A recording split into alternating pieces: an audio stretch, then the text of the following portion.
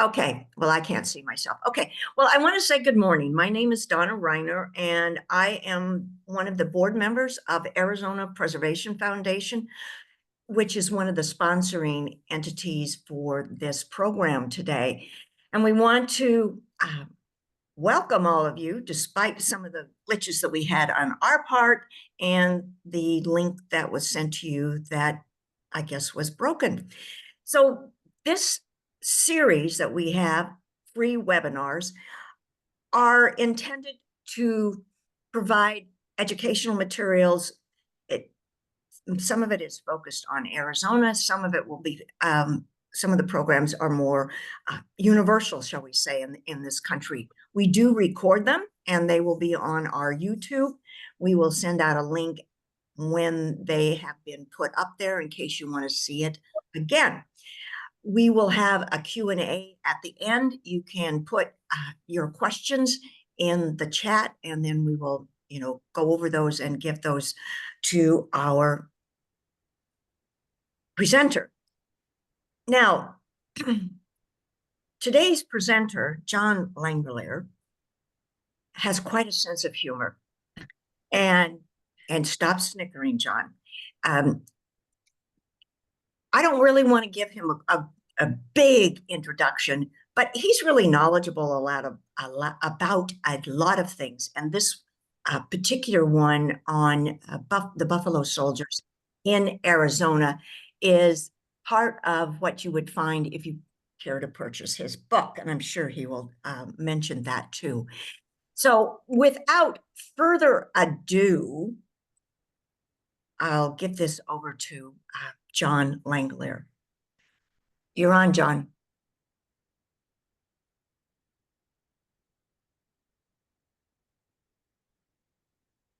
John? He's muted.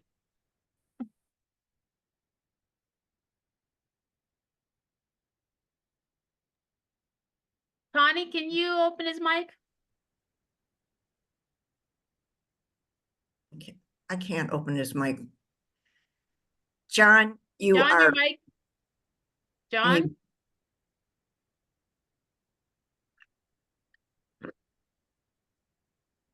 John, you are muted.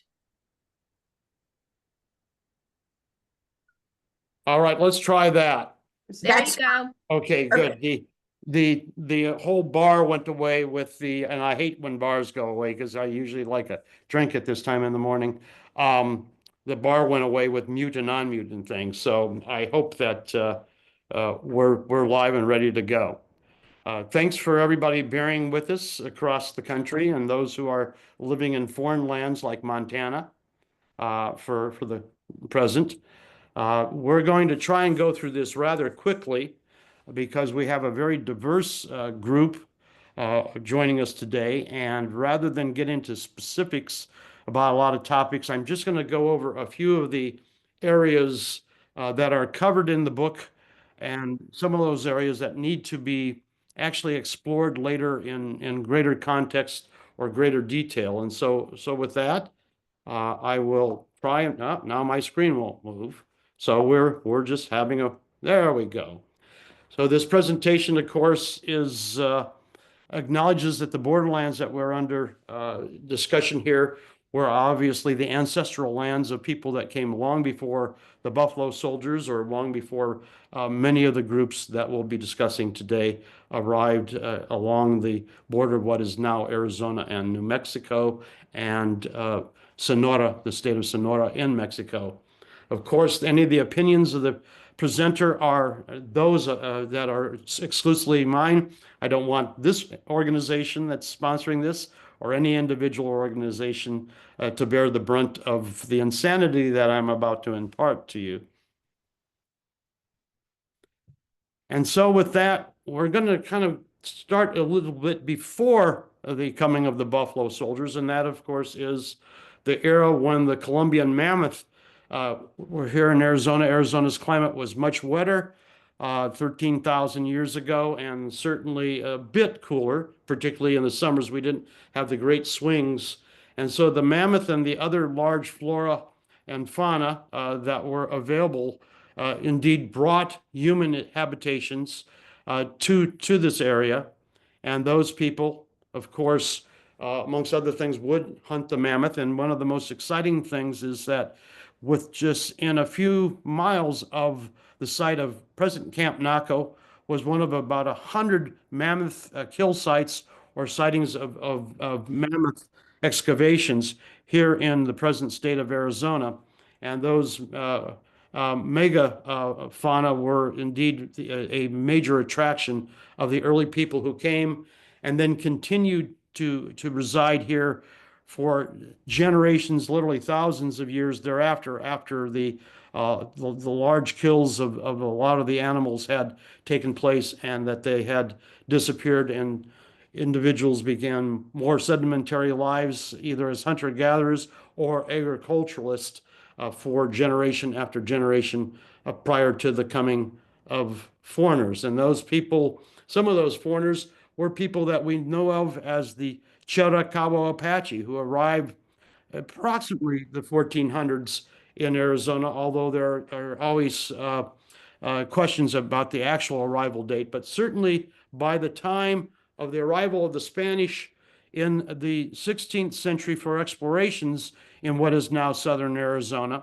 and a great deal, as you know, of exciting information is being particularly found today about the Coronado expedition.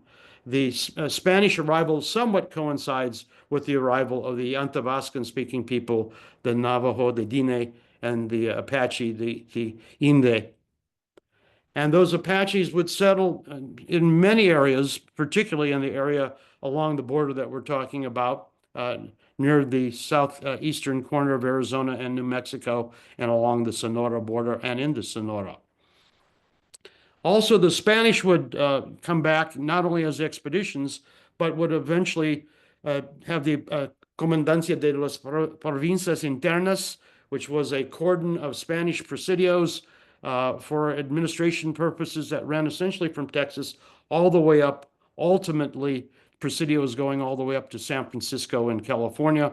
And there would be in Pimaria Alta, the Odam people's traditional areas would establish presidios in places like Tubac and Tucson, for instance. And so the Spanish presence was here long before any English-speaking people arrived.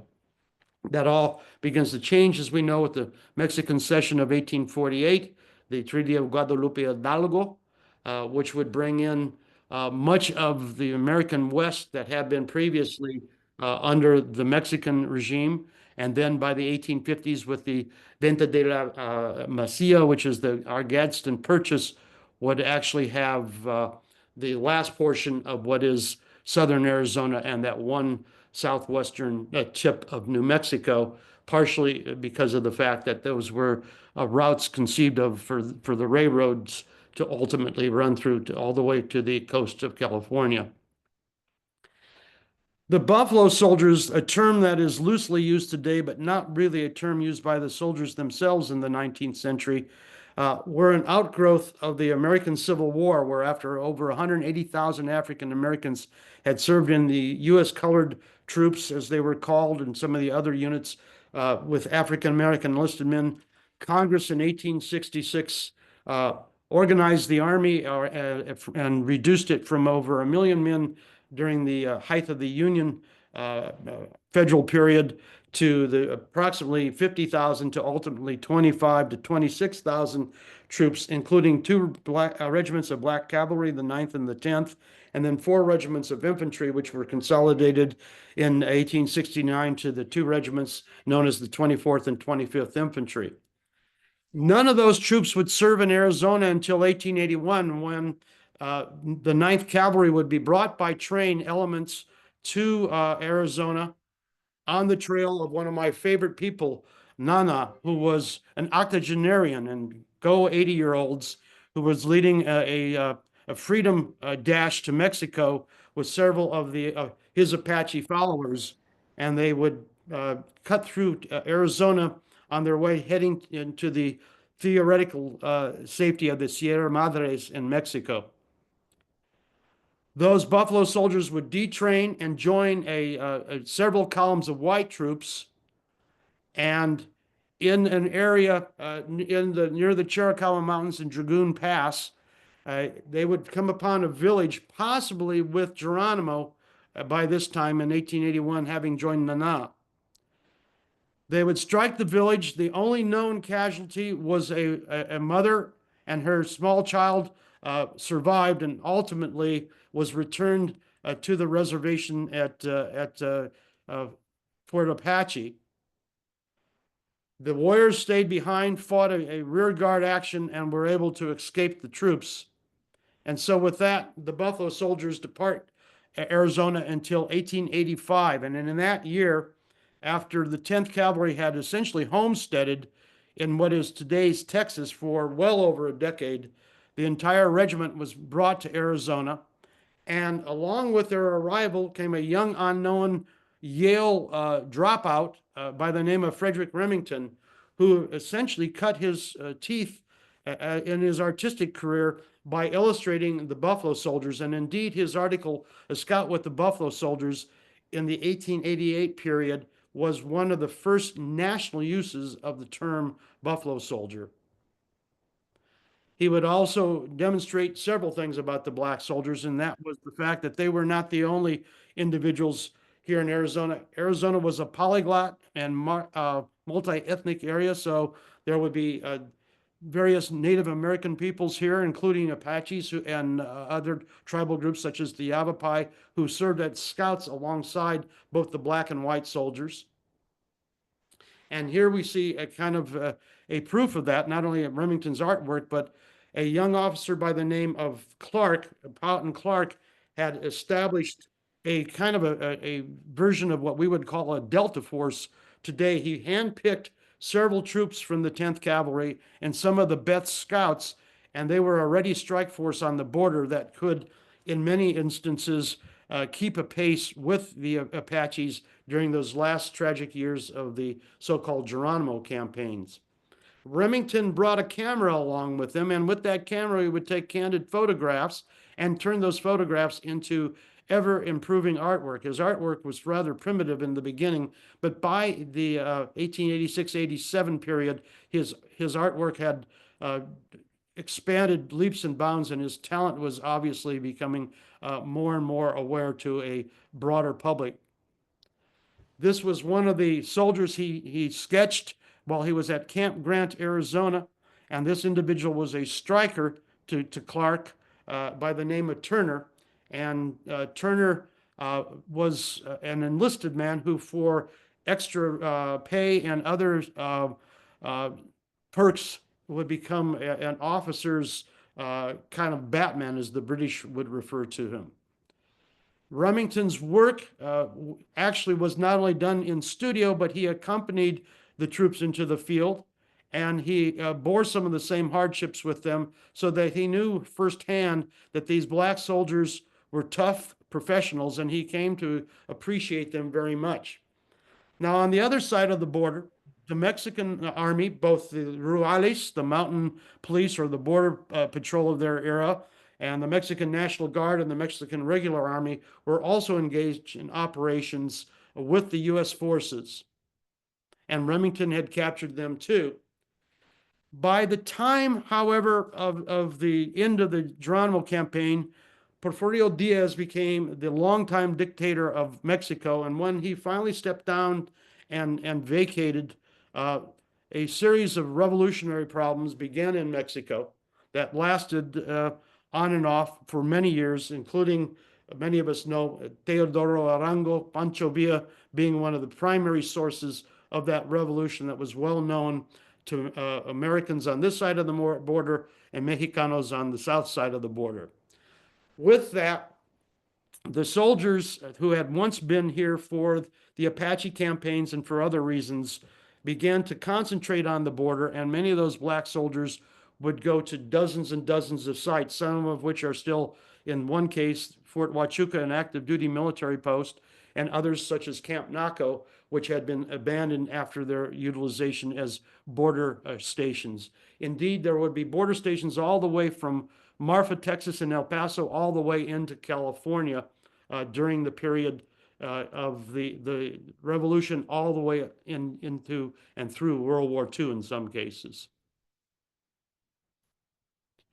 Some of the first troops that would be deployed during the unrest on the border were the Arizona National Guard, and they would live in a tent city in Camp Naco, Arizona. They were not very pleased to have to leave their comfortable homes in Phoenix and Scottsdale and elsewhere. And ultimately, the guardsmen would be replaced first by the 9th Cavalry, and then the 10th Cavalry, and then at some point in time, we'll talk about, in essence, all 4 of the black units known as the Buffalo Soldiers at one time or other served not only in Arizona, but specifically at Camp Naco. There's the border, a few strands of barbed wire, and every so often a obelisk, which would tell you that one side of the border was in the United States and the other side of the border was in Mexico.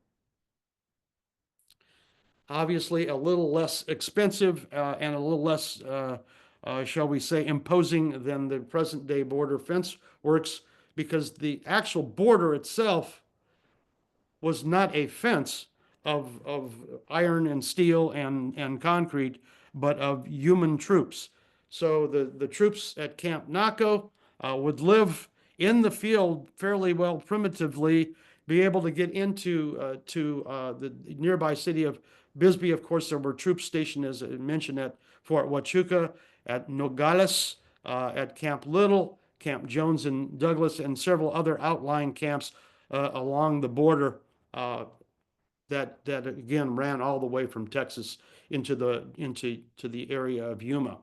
Ultimately, in 1919, after the United States had returned from overseas as part of the expeditionary forces that fought in World War I in the trenches, surplus funding and materials were designated to be used for more improved, more stable camps, such as Camp Naco, which became one of the 2 adobe posts that were created with the post-World War I funding and abilities.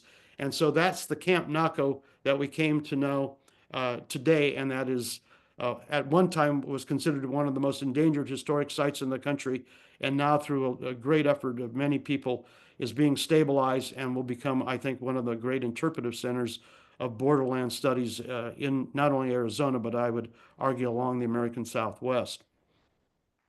Camp Naco had NCO quarters for those non-commissioned officers, oftentimes who were fortunate enough to have families by this early 20th century. The Army was less of a bachelor army and had more opportunity for soldiers to marry. Prior to that, the Army of the 1880s and 90s pretty much were single men. I guess the Army figured that if they wanted you to have a spouse, they would issue you one. And in this particular case, that began to change. And so enlisted men began as at least senior NCOs to be able to have spouses and to have families. And not only were the enlisted men able to do so, such as March Manx, who's the medical individual who's shown sitting on a bench, but some of the officers, the very few black officers that were here, were also would have families, including the black chaplains. The black chaplains, we could have a whole program on them. Most of the important black chaplains of the late 19th and early 20th century served here in Arizona. They left an incredible mark on the black religious experience in this country, and certainly were some of the unsung individuals that deserve much more recognition than they have received over the years in lieu of the more combat roles of the soldiers. Of course, there were a few black officers. Charles Young, the gentleman with the cap, looking very stellar he was the 3rd and final African-American graduate of West Point.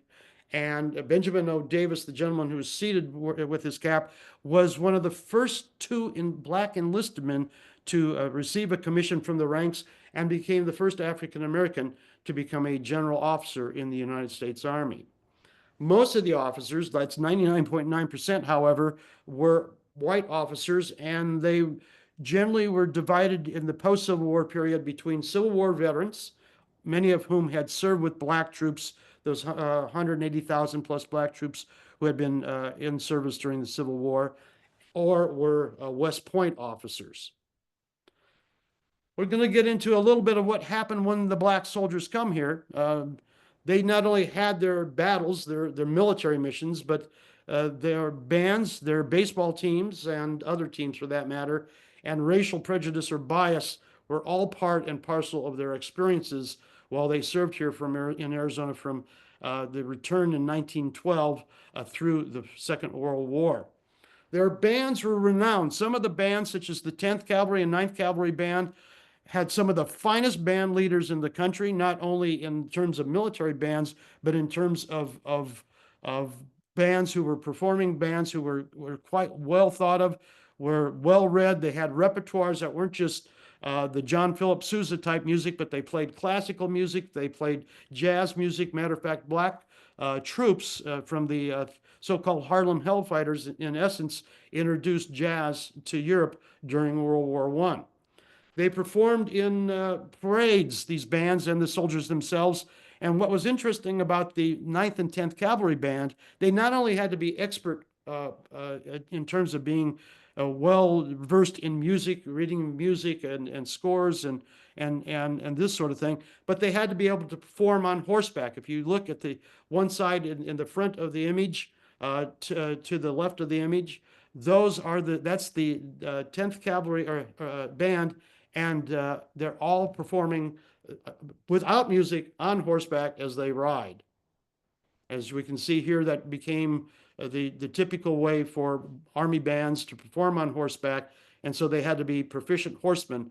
Again, the 9th and the 10th Cavalry were known to be some of the finest horsemen in the U.S. Army, especially due to their long period in time. Many of the soldiers served 20 and 30 years in the ranks, whereas in the right regiments, that was not typical.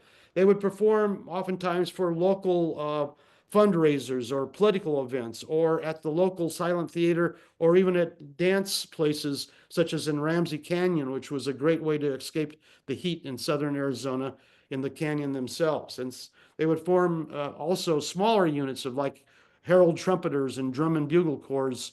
And most importantly, they had some incredible baseball teams. The 25th Infantry's baseball team was known as the Wreckers because they usually wrecked the records of the opposition. Several of these baseball players from the military actually went into the famed Negro Leagues and became very well-known black baseball players in the days of segregated baseball. Now, it wasn't just all bands and baseball, however. That area along the border with Mexico became increasingly more difficult as the years of the revolution progressed, and especially after 1916, when Pancho Villa made a terrorist raid on the small town of Columbus, New Mexico. The black troops, both the 9th and the 10th Cavalry, especially at Naco and other places, all the way over, as they say, to Nogales, would be engaged on the border with makeshift types of protection for them, including these mobile shields, which would give them a little bit of, not bulletproof, but at least they could advance up to the border. They were not normally engaged in combat, but they were prepared for it. And this, as you can see in Naco, this is the old Wells Fargo and Company Express station, where they put up barricades that are somewhat reminiscent of the World War I trenches that they will be joining in a few years. Not only was this an important building because of the fact that the Wells Fargo station had communication capabilities and the mails would come in and such, but the Army payroll was kept there. And of course, the soldiers had a vested interest to protect that Army payroll. At this time, the Army had begun to switch over. They were a much more modern mobile unit. They had machine guns, they had trucks, they had everything that they would have going into France except for helmets and gas masks, for that matter. They would spend a lot of time in the field patrolling the border. They knew the border and all its nuances, all the places where smugglers and revolutionaries might come through. And smuggling was a major issue. It was a major issue for not only munitions during the war, but for other illegal products, including narcotics and illegal alcohol, particularly during the time of Prohibition.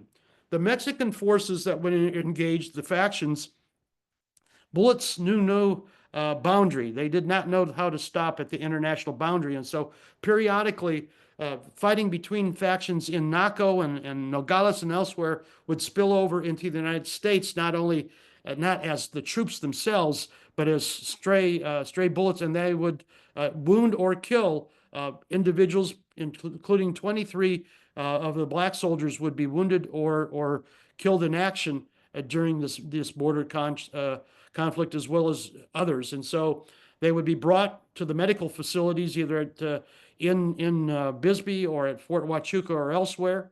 And at this time, as I said, this was a time of transition, so it wasn't only horses and mules, but horsepower began to be utilized.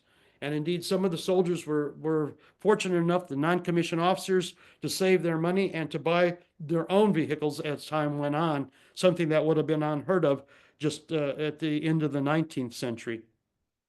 The horse still is the major form of combat for the soldiers to patrol the border, however, in that early period of the 20th century.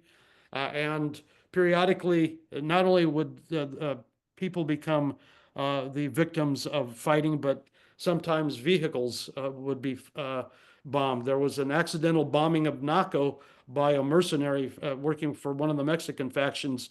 And as Maxwell Smart used to say, missed it by this much. He was on the wrong side of the border and managed to bomb an American car as opposed to the enemy trenches. The border also became an area for people to flee Mexico. The Yaquis particularly were persecuted by the Mexican government from time to time, or brought in as fighting forces during the different factions. And so in 1918, a group of them had slipped into the United States, and the 9th Cavalry had a brief firefight with them and seized their weapons, brought them to court, and in court, they were essentially given a minor sentence for illegally transporting weapons into the United States, because a federal judge realized that if they went back to Mexico, they could have been victims of genocide. And so even today in southern Arizona, there are Yaqui reservations that since the period of the 1980s and 90s have become part and parcel of the U.S. Reservation system. The soldiers themselves, as I mentioned, were proficient horsemen, those in the 9th and 10th Cavalry. The bands continued to play an important part for the morale and public relations within the local communities they served, whether they be at Bisbee, Douglas, Nogales, or Naco, elsewhere. And the soldiers would become quite proficient at their duties. They were, because of their long service on the border, many of them spoke Spanish. A number of them married Latinas and became part and parcel of the communities, and some would stay afterwards and remain in those communities as family members. And ultimately, the shanties that they would live in Huachuca City and elsewhere would begin to become important, better facilities for the enlisted men who were single, as well as those who were married. Because they were in the field a great deal, they even had mobile kitchens where they would cook their meals. I have the Army Manual from 1916, and any of you who want to get together with me and 59 other of your friends, we have recipes for up to 60 people of some wonderful mutton stews and things that we just couldn't wait to eat, I'm sure, if we were having a family picnic. At least some of the things like the breakfast dishes weren't so bad from the manual. The food, however, wasn't just out of the manual. The soldiers saved and pooled their money, and as you can see from this Christmas event, they could have beer and cigars and mince pies and pumpkin custard and many other things. And so life was fairly decent for these black soldiers on the border, and certainly beat the Jim Crow laws that they would have faced, and lynching and the violence found in the American South and elsewhere. Now, as I mentioned, the 9th Cavalry, this is their insignia of a fortress from Cuba, and the Comanches who they faced in Texas. The 10th Cavalry, the 24th and 25th Infantry all served in Arizona. as well as Camp Naco. But Camp Naco had one interesting situation. They had the only Black National Guard unit ever posted to the border, served there for a few months. And that unit ultimately would become the 372nd Infantry Regiment and served in the trenches in France and became highly decorated, serving alongside as part of the French army during the war. So with that, I want to turn over to the most important part, looking at preserving our place and empowering our community, looking at these resources, how we need to look at their past, their present, and their future. As archaeologists, as preservationists, this is just some of the short list of books that are available that are secondary sources that are worthwhile. There are scores of secondary sources. I probably own them all, and I have to tell you, it's wasted space and money for about 80% of what is in print today. But these are some of the better resources that you have today. And in my new book, on the Buffalo Soldiers in Arizona, probably the one useful thing in the book, besides the nice photographs and the great map that Tom Jonas, a colleague of mine who's a historical cartographer, did, is the bibliography. Everything else, I'm not so sure I would read it again if I had to, but that's another story. If you want to find out, of course, more about Camp Naco, including the fact that there is now, if we go to the site, there are fellowships that are opening up for resident scholars and artists. I strongly recommend you go to the Camp Naco site, particularly those of you who have backgrounds in fields that can help the interpretation and preservation of Camp Naco.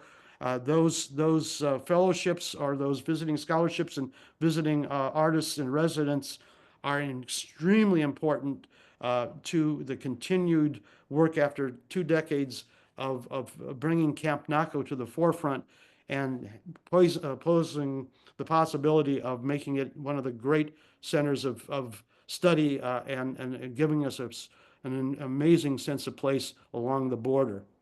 So with that, I'm going to turn it back over to our host, and we can quit talking about conquering, colonizing, conflict, and hopefully today cooperation, and turn to comments and criticisms and some suggestions from the audience. Okay, excuse me, let me get my picture here. If you do have questions, we would love to hear them. You can put them in the chat. And we're showing you this rediscovering Camp Naco. It truly was one of those most endangered on the National Trust list. Mhm. And it being on that, which sometimes seems like a really awful thing, managed to mean that they got like $4 million in grants, and the city of Bisbee took it over. It has a nonprofit, just recently hired an executive director, and they really are doing a lot of renovation on it. And as John mentioned, there are positions there that many of you might be interested in knowing more about.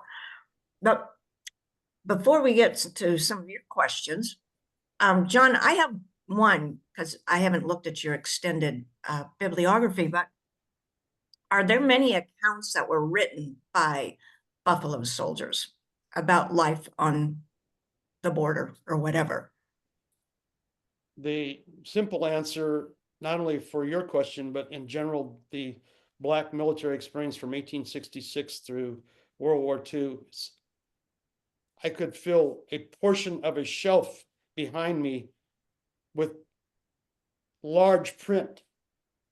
No one, except for one individual by the name of Marshbanks, who left an extensive memoir. We virtually have nothing from the perspective of the enlisted man that's first person about the Black military experience on the border. They're either reports, newspaper accounts, reports being formal military reports, and a few officers who served on the border who left some of their accounts. So to go back to this question, I began this research. I'm not very fast. I began this research in 1968 when I met the surgeon, the last living son of the surgeon at Fort Grant, where Remington stayed when he did his artwork for the Scout and the Buffalo Soldiers. And I have been drilling down for years. I've talked to individuals, but most of the individuals that I spoke to were from the World War II period forward. And so they had a very different experience. And so piecing together this work for this book and for the book that the 2-year study that I did is the National Park Service's essentially chief historian for their mandated study from Congress on buffalo soldiers. Very, very little comes from the soldiers themselves. And many of those soldiers' families, either like many of us, did not listen to their elders to embrace those stories and take the oral tradition, or have been filtered to such a degree that they're hearsay evidence and they're not very useful. And to be very blunt, much of what we know about the black soldiers that's even been published in secondary sources is fraught with absolutely misinformation. As a matter of fact, I'm going to go to another slide here from Booker T. Washington. We keep repeating the same stories. Many of the stories are not correct, and that's why a place such as Camp Naco is imperative to get down into the primary sources, to share those sources in a powerful and meaning way, and to bring communities together rather than have them in conflict, which had been, of course, much of the story of the soldiers. Soldiers, life is one of conflict. They have to be prepared to do battle against many people, sometimes people that they tend to agree with and perhaps see themselves in. Well, thank you. Now, are there any other questions? You can raise your hand. You can put it in the chat. Surely you have some questions.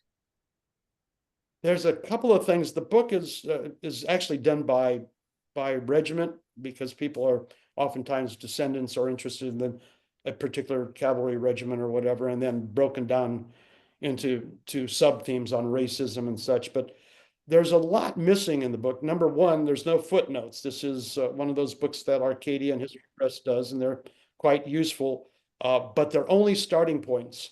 And this book really needs to be looked at in comparison to the broader picture of the Black military experience in the West, and compared to, say, some fine books by Monroe Billington on the Buffalo Soldiers in Arizona or in New Mexico or elsewhere, but also as part of the diaspora. Frankly, the Buffalo Soldiers in many respects are the cutting edge of the diaspora, as the post-Civil War, long before there was the Great Migration, the Black soldier was moving out of the South and moving into every place imaginable, including over time periods, Alaska and Hawaii. And so there's some of the best traveled individuals in the country. They've gone to the Philippines, they've gone to Cuba. So these are individuals who have a life experience that is very different from the average American of the late 19th and early 20th century. Thank you. Okay, here's a question. Do you know of any current history-related projects that are being affected by the cancellation of government funding? I read about some today. But this is not my question. This is somebody else's question, John. Right. I work with a company called Stephen Ambrose Tours, which is one of the largest military history tour groups internationally. And we had the same question, because we go to places such as Little Bighorn and Fort Laramie and Fort Davis and other places. So far, we have had no feedback that any of our tours are going to be canceled or interdicted in some way. But we live each day. and when we get there, we'll know. So I don't have the answer. And several of my friends who are still active duty, so to speak, in the parks and such, don't really have any more information on that either. It is a possibility, but it's one of those we have to wait and see. Okay. I know that myself, I worked on a project that the Daughters of the American Revolution did last year in putting up interpretive signs at Fort Huachuca, because they had quite a contingency of African-American soldiers. And then they also had the last Indian Scouts, which was disbanded, I think, in 47, 48. Were there any Indian Scouts at Camp Naco? No, there were no Indian Scouts at Naco. Naco was chief, as to say, either the 4 black regiments, 2 different National Guard regiments, and then and that was all. So they were either Army regulars or National Guardsmen. The Scouts were obviously at Fort Apache and some other places like Camp Verde and such. And the last home of the Scouts, as you pointed out, was Fort Huachuca. And there's actually not only motion picture footage of those Scouts, but I found 1925, 1926 newsreels of Fort Huachuca. And in 1925, they made a Buffalo Soldier movie there, casting the Apache Scouts as the Apaches, which was fairly good casting. And they took the Buffalo Soldiers and put them in fairly historically accurate uniforms and made them appear to be the Buffalo Soldiers of the 1880s period. It's a nitrate film. I'm desperately looking for it. I have a few clips from it, but stay tuned. If we find it, we'll have to have a nice screening under the stars at Camp Naco. Yes. Sounds interesting. Any other questions or comments from the people that are still here? Donna, I did want to point out, I did drop the link for the Naco Heritage Alliance / Camp Naco in the chat. Yes. If anybody is interested in the internships or fellowships, as John mentioned, there should be a link and information on it on the website. Also, for those interested in visiting Camp Naco, we just, and for those who are not aware of it, I'm actually the the president of the board of directors for Camp Naco.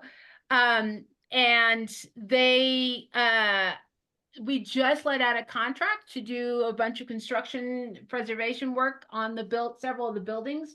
So the site itself is not available for visitation, although you certainly can do a drive-by, but we should be open probably within the next year.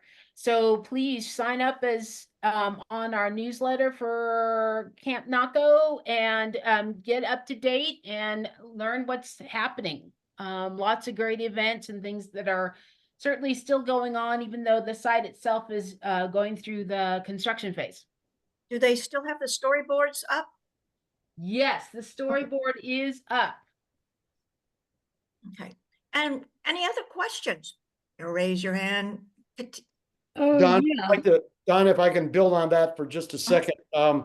We are also having a program. They have a great relationship with the fantastic Bisbee Mining and History Museum. Yep.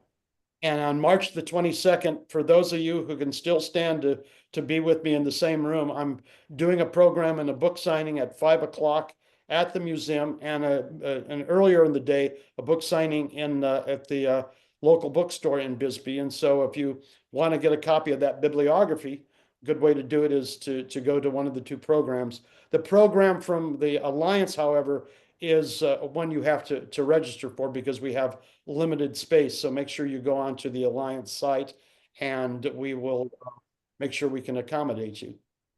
Okay, thank you. We do have another question. Were the African-American soldiers paid the same rate as other soldiers? Absolutely.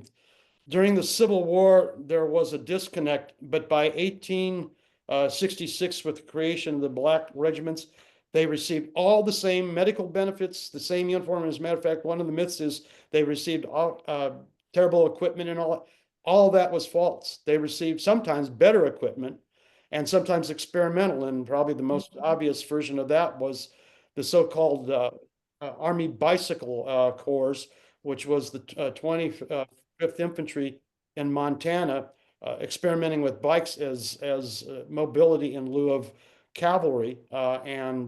So they received the same pay, the same food, same medical care, same uniforms. Everything was the same, and in some cases even had improved equipment. And they were posted to places that were not always desirable, but so were white troops, and they were rotated out at various times. So that much of the myth of the fact that they were treated differently is just that, a myth and not a reality. Okay, thank you. Any other questions? Yeah, I have one. Hey, John. I was, how you doing? I was curious, is there much information about the Buffalo Soldiers being in Tucson at all? Since I know they weren't stationed here, but like the Juan Payroll robbery trial being here, is there anything at all about them even just passing through? They were in Tucson for the trial, and of course, just the ones who were there for as witnesses, which is an entire, the Juan Payroll thing could be a great TV show, but at any rate, and they were here twice with Troop K came through twice to replenish, one time to replenish, and they were at where today's cathedral is. There's Corral Street, and that was the big quartermaster depot, and that's where Remington took some of his first photographs of the troops, and they were here for about a week, and that's where the First Sergeant Gibbons first told Remington about the rescue in Mexico that brought Clark his Medal of Honor.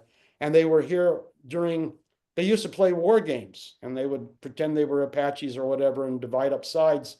And during one of the war games, they were at Fort Huachuca for 3 or 4 days. I'm sorry, at Fort Lowell for 3 or 4 days, replenishing their supplies before they went back to the field. So Really? So they the were only actually 3 times that black troops were in Tucson during the so-called Indian Wars. all right. That's good to know. So they were actually here at Fort Lowell. Right, yeah, for like I say, for 3 days to get Okay. together and go back and chase each other in the field like people who used to play cowboys and Indians in the 1950s. So Thank you. As I recall, this is marketing, and I was just at Fort Lowell recently, and they did just put up some displays there on Buffalo Soldiers at the fort. So if you haven't been there, their museum recently, I think it's fairly new. Yes, we have. Oh, there, you're Yeah, with them. I'm here from Fort Lowell. Okay, sorry. I just wanted to make sure you guys highlighted. That's great. Thank you. We appreciate it. Mm-hmm.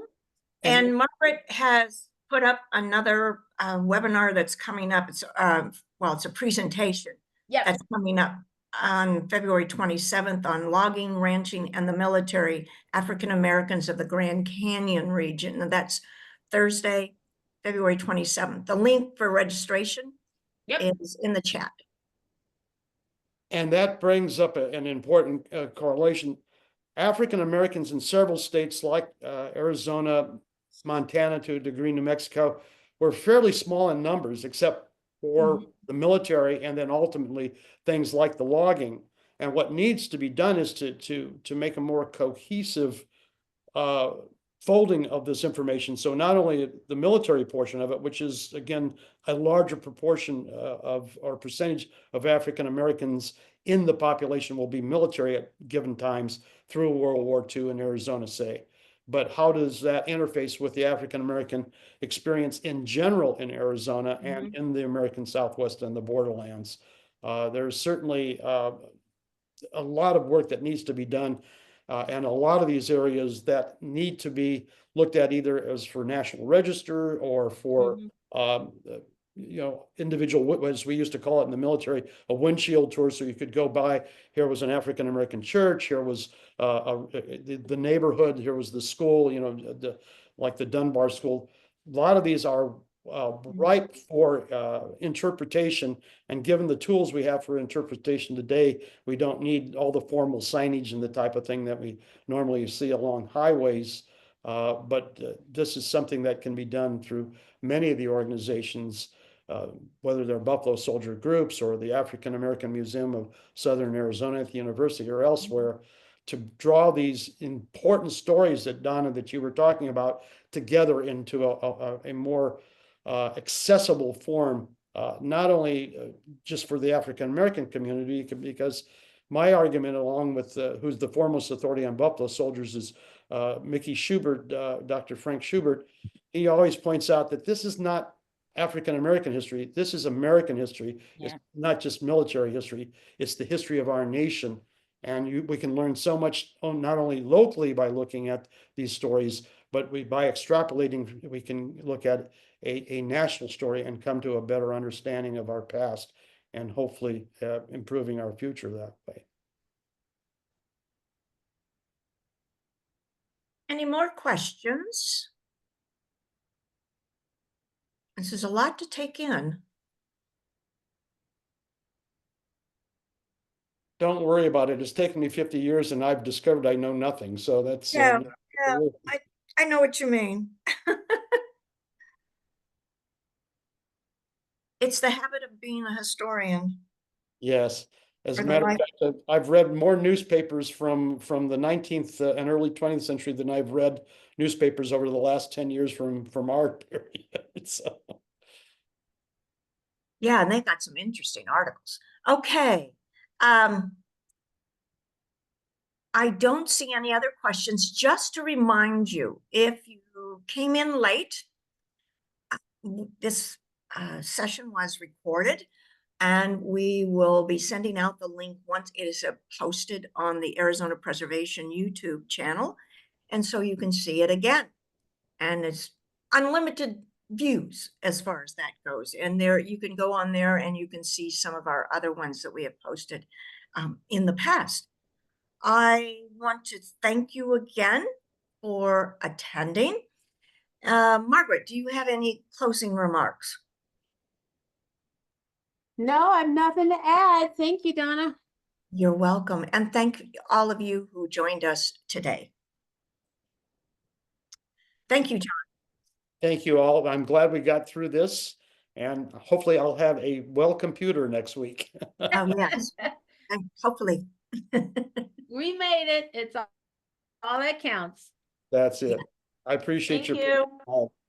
Yeah, thank you, John. My pleasure. We'll talk to you soon, I'm sure. Yes, most definitely. Okay, bye-bye. Bye. Have a Goodbye. great week, what's left of it.